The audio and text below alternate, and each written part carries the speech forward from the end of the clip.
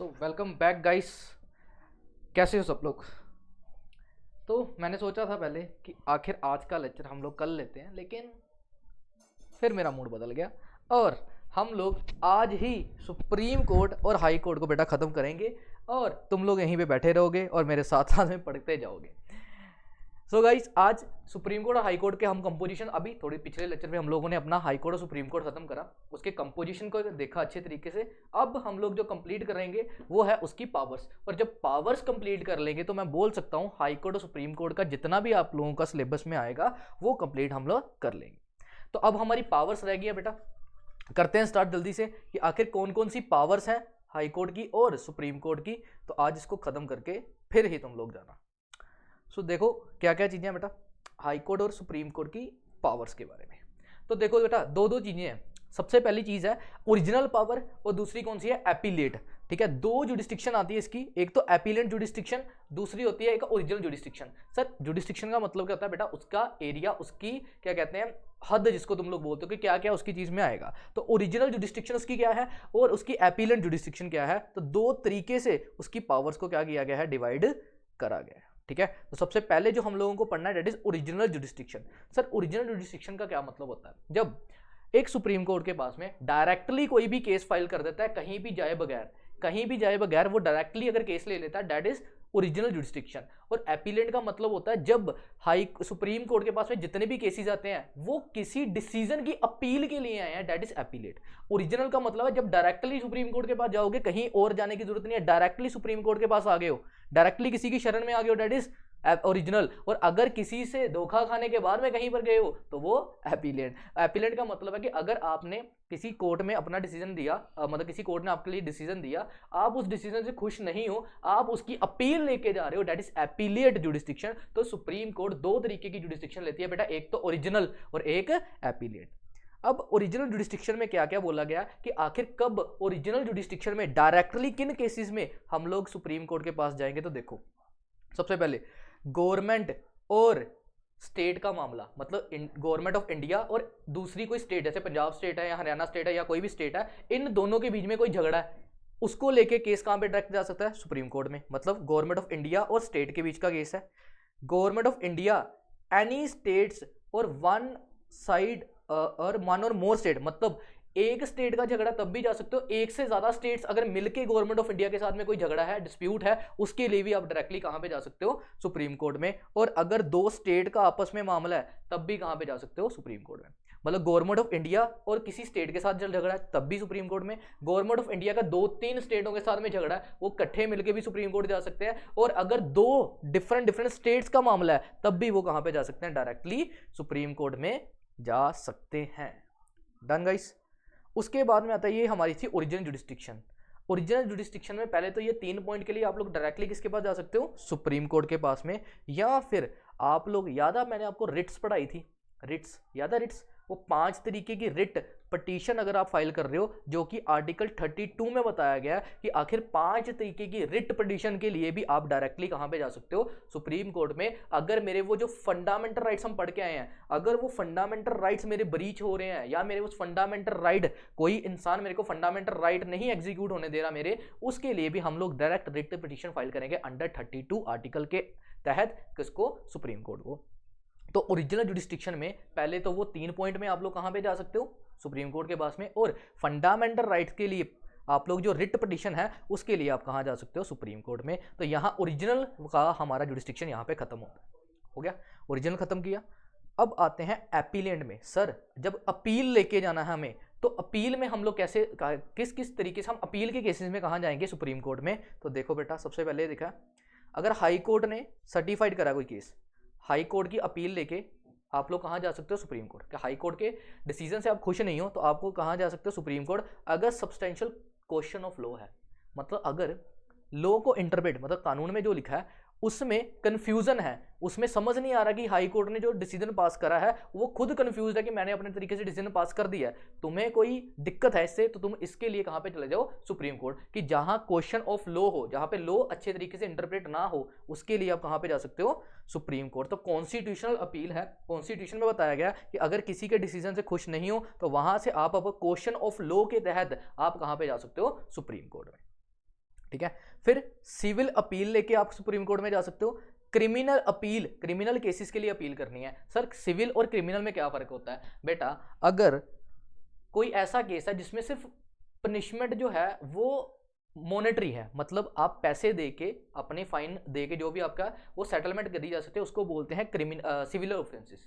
Criminal offences में आपको punishment जो है वो फाइन भी लगता है और साथ में जेल भी हो सकती है, इम्प्रिजनमेंट भी हो सकती है, उसको बोलते हैं क्रिमिनल ऑफेंसेस। मर्डर कर देना, चाकू घुसा दिया किसी में, ठीक है ना, ऐसी चीज़ों को क्या बोलते हैं? Criminal cases. क्रिमिनल केसेस में क्या होता है? क्रिमिनल केसेस में आप ऐसी चीज़ें होती है जिसमें इम्प्रिजनमेंट, सीरियस नेचर के जो केसेस होते हैं, ऑफेंस क्रिएट करते हो, उसको क्रिमिनल बोलते हैं। सिविल में आप लोग जैसे किसी के साथ में झगड़ा हो गया, किसी को थप्पड़ मार दिया, ऐसी वाली चीज़ें कहाँ पे आएगी? सिविल में, जहाँ पे आप मॉनेटरी कंपनसेशन देके अपने आप को छुड़वा सकते हो। तो सिविल केसेस के लिए भी आप हाई कोर्ट से कहाँ पे जा सकते हो?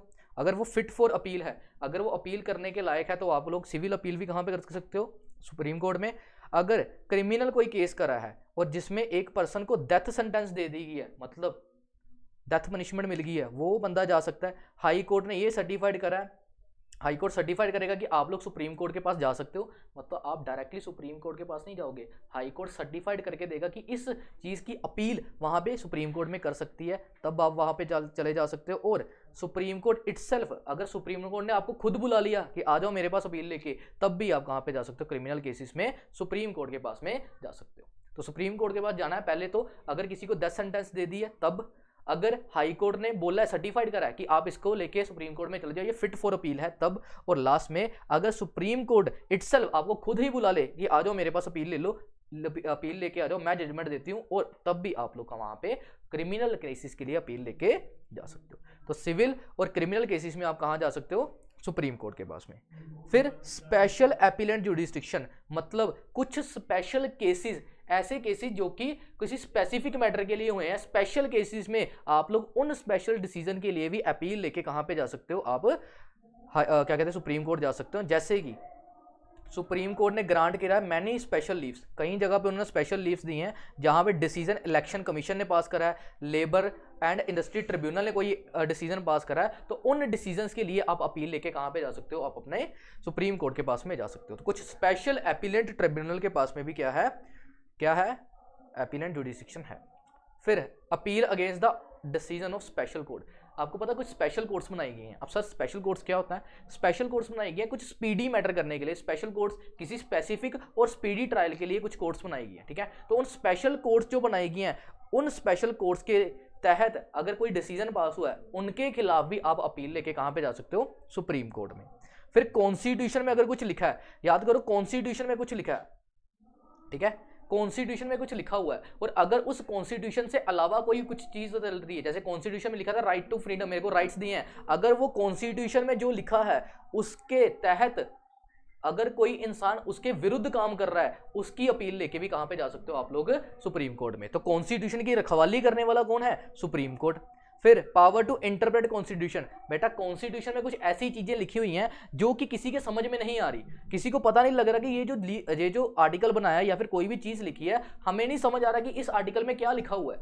उस आर्टिकल को इंटरप्रेट करने का काम, उस आर्टिकल के बारे में समझाने का काम, बताने का काम किसको दिया गया है? सुप्रीम कोर्ट को। एडवाइजरी फंक्शन है, किसी मैटर पर एडवाइस देनी है, किसी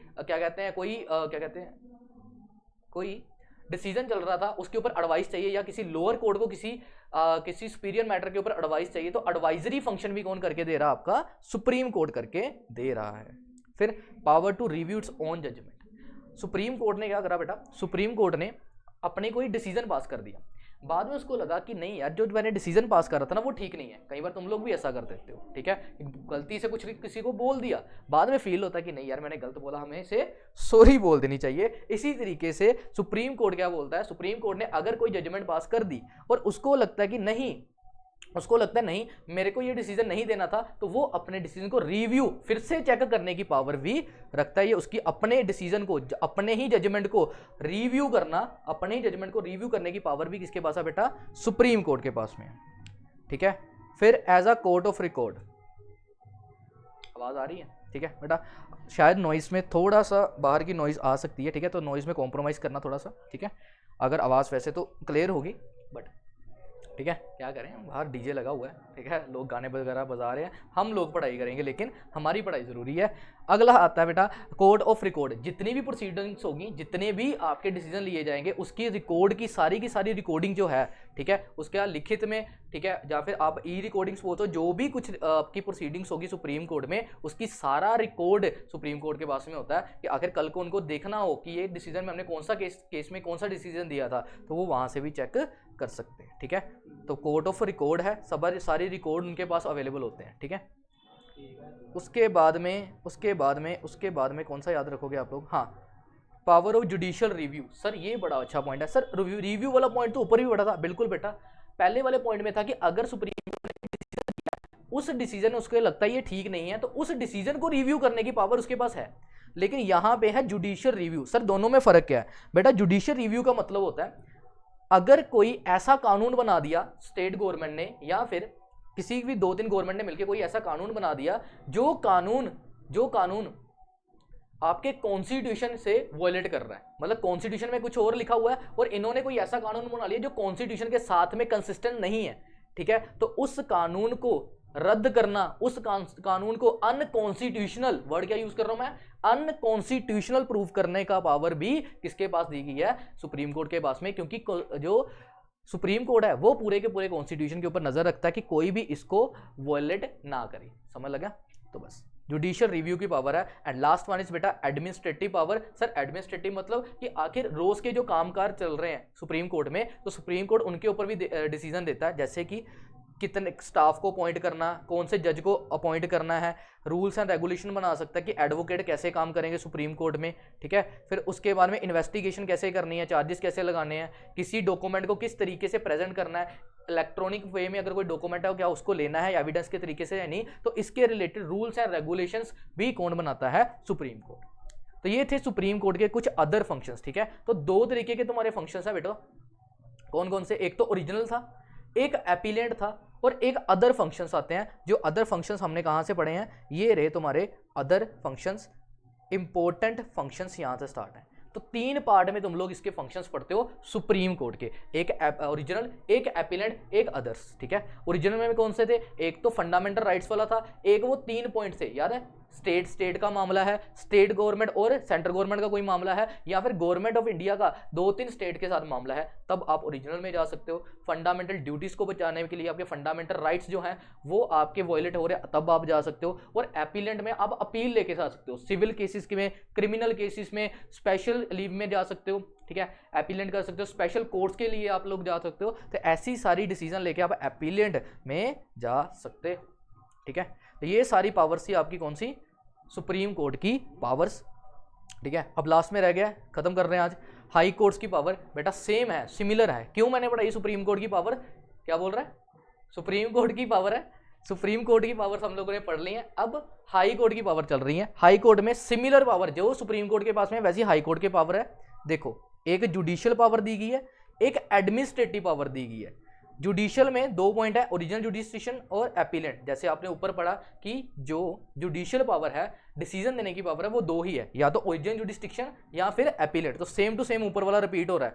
फंडामेंटल राइट है तो मैं हाई कोर्ट के पास जा सकता हूं कि मेरे फंडामेंटल राइट को कोई रोक रहा है, पहले हाई कोर्ट जा सकते हो या फिर सुप्रीम कोर्ट भी जा सकते हो।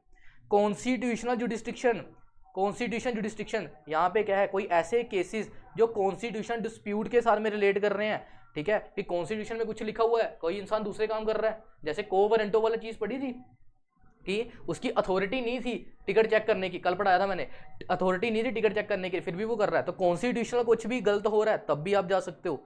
फिर इसके पास भी पावर है कि ये अपने ही जुडिशियल रिव्यू कर सकता है। कोई ऐसा लॉ बन रहा है जो कि किसी कॉन्स्टिट्यूशन के साथ में वो नहीं है, क्या नहीं है, कंडीशनल नहीं है, तो अनकॉन्स्टिट्यूशनल, उसको हाई कोर्ट भी बोल सकता है कि ये वाला जो लॉ बना है ये अनकॉन्स्टिट्यूशनल है, ये भी जुडिशियल रिव्यू कर सकता है। फिर एपिलेंट जुडिस्टिक्शन, यहाँ पे आके तुम्हारी ओरिजिनल खत्म हो जाती है। ओरिजिनल में यहाँ पे 3 है, फंडामेंटल राइट वाला सेम आ गया, कॉन्स्टिट्यूशनल जुडिस्टिक्शन ये नया है यहाँ पे, और जुडिशियल रिव्यू आप लोगों ने पहले से पढ़ा हुआ है। फिर आता बेटा एपिलेंट जुडिस्टिक्शन, अपील लेके आप लोग हाई कोर्ट के पास जा रहे हो। हाई कोर्ट के पास मैं अपील लेके जा सकता हूँ सर सिविल केसेस के लिए। अब सर अपील कहाँ से आएगी? हाई कोर्ट के लिए अपील तो हम सुप्रीम कोर्ट में करते थे। हाई कोर्ट कौन सी अपील लेता है बेटा? डिस्ट्रिक्ट कोर्ट नहीं है नीचे। डिस्ट्रिक्ट कोर्ट ने अगर कोई सिविल मैटर किया, सिविल मैटर पे डिसीजन दिया है, क्रिमिनल मैटर पे डिसीजन दिया है, ऐसे मैटर के ऊपर डिसीजन दिया, तो वो सारे मैटर किसके पास अपील के लिए जाएंगे? हाई कोर्ट के पास में। तो हाई कोर्ट के पास सिविल अपील आ सकती है, क्रिमिनल अपील आ सकती है, ठीक है। तो ऐसे अपील्स यहाँ पे आप लोग दे सकते हो। क्रिमिनल अपील्स आप लेके कहाँ पे जा सकते हो? हाई कोर्ट में जा सकते हो। और कॉन्स्टिट्यूशनल केसेस के लिए भी आप कहाँ पे जा सकते हो? जहाँ पे क्वेश्चन ऑफ लॉ है, सेम ऊपर वाला पॉइंट है, क्वेश्चन ऑफ लॉ के लिए आप हाई कोर्ट में जा सकते हो। उसी क्वेश्चन ऑफ लॉ के लिए हाई कोर्ट से आप सुप्रीम कोर्ट में भी जा सकते हो। इसका एक बेस्ट डायग्राम, जैसे मैंने आप लोगों को पीछे बोला था कंपोजिशन के लिए डायग्राम बनाओ, इसके लिए भी एक डायग्राम बनाओ कि जो पॉइंट सेम है वो आप लोग साथ साथ में लिखते रहो, ठीक है। And last one is administrative power. Sir high court भी के पास में एडमिनिस्ट्रेटिव पावर है, बिल्कुल। देखो कौन कौन सी पावर वो देखता है, सबको सुपरवाइज करता है हाई कोर्ट, ठीक है। अपने एरिया जो हाई कोर्ट में काम कर रहे हैं लोग, उनको सुपरवाइज करना, उनके लिए रूल रेगुलेशंस बनाना, इन्वेस्टिगेट कैसे करोगे, इंक्वायरी कैसे करोगे, उसके लिए प्रोसीजर्स बनाना, ठीक है। फिर ट्रांसफर कर देना केसेस को हाई कोर्ट से, कुछ केसेस को वापस अपने सबॉर्डिनेट कुछ अलग अलग कोर्ट्स के पास में ट्रांसफर कर देना केसेस को, ठीक है। फिर किसी को अपॉइंट, कैसे स्टाफ को अपॉइंट करना है, कैसे अपने चीफ जस्टिस को कैसे अपॉइंट करना, उसके लिए वो बना देना, रूल्स एंड रेगुलेशन बनाना। तो ये सारे काम कौन करता है? आपका high court. And high court have some other power. कौन कौन सी पावर है? केस को ट्रांसफर करने की पावर है, अपने पास जितने भी प्रोसीडिंग होगी, जितने भी केस लड़ रहे हैं, उन सभी केसेस की रिकॉर्ड रखने की पावर किसके पास में है? हाई कोर्ट के पास में है। And right to certify the case. कोई केस को सर्टिफाई करना कि ये जो केस है इसको सर्टिफाई करना कि क्या ये अपील सुप्रीम कोर्ट में कर सकते हो इसके लिए या फिर नहीं, तो उसकी सर्टिफाई करने की पावर भी हाई कोर्ट के पास दी गई। आप लोग डायरेक्टली सुप्रीम कोर्ट के पास नहीं जा सकते हो। हाई कोर्ट से अगर तुम लोग दुखी हो, हाई कोर्ट से अगर तुम डिसीजन से खुश नहीं हो, तब भी तुम्हें हाई कोर्ट से लिखवाना पड़ेगा, तभी आप लोग वो फिट करेंगे कि हाँ ये फिट फॉर अपील है, तभी आप लोग क्या करोगे? सुप्रीम कोर्ट के पास में जाओगे। यहाँ में मैं थोड़ी सी आपको एक चीज़ क्लियर कर दूं, आपको हर जगह पे यही चीज़ पढ़ाई जाएगी, हाई डिस्ट्रिक्ट कोर्ट से आप हाई कोर्ट के पास जाओगे, हाई कोर्ट के पास से आप सुप्रीम कोर्ट के पास में जाओगे, ठीक है। मैं भी मानता हूँ अपील ऐसे ही करते हैं, लेकिन हाई कोर्ट ने कोई डिसीजन दिया, ठीक है, हाई कोर्ट ने डिसीजन दे दिया, आपने बोला मैं तुम्हारे खिलाफ अपील करूंगा सुप्रीम कोर्ट में, आप जा सकते हो, आपके पास पूरा हक है, तुम लोग सुप्रीम कोर्ट के पास में जाओ अपील करो। लेकिन तुम लोग टाइम वेस्ट करने के लिए अपील करने जा रहे हो, मतलब आपके पास कोई अनदर एविडेंस नहीं है, आपके पास कोई अलग अलग प्रूफ नहीं है, इस केसेस के लिए आप लोग सुप्रीम कोर्ट के पास में नहीं जा सकते, ना तू जा सकता है ना तू जा सकता है, ठीक है। तो बस इन्हीं चीज़ों के लिए आप सुप्रीम कोर्ट के पास डायरेक्टली नहीं जा सकते जितनी देर तक हाई कोर्ट खुद सर्टिफाई करके ना देगी इस तक। तो these are the powers of the high court and Supreme Court. मेरे को लगेगा ये क्वेश्चन आने वाला है आपके एग्जाम में, तो अच्छे से करके जाना, इसको अच्छे से पढ़ के जाना इसको। सर आप तो सारे क्वेश्चन बोलते आएंगे, जब आएंगे तब देखेंगे कि आखिर वो मेरी बात सच थी या फिर नहीं थी, ठीक है गाइस। तो 20 मिनट्स में आपका पूरा का पूरा ये कंप्लीट कर दिया गया है। आई होप सो आप सबको अच्छा लगा होगा, ठीक है। लाइक करना, इसको सब्सक्राइब तो किया होगा चैनल, आप लोगों ने नहीं किया तो शर्म करो, थोड़ी सी कर दो यार, ठीक है। और आगे फॉलो और शेयर करते रहना। तो मिलते हैं आपको नेक्स्ट सेशंस में, तब तक के लिए गुड बाय गाइस, और पढ़ते रहिए, आगे बढ़ते रहिए, याद करते रहिए और मिलते रहिए।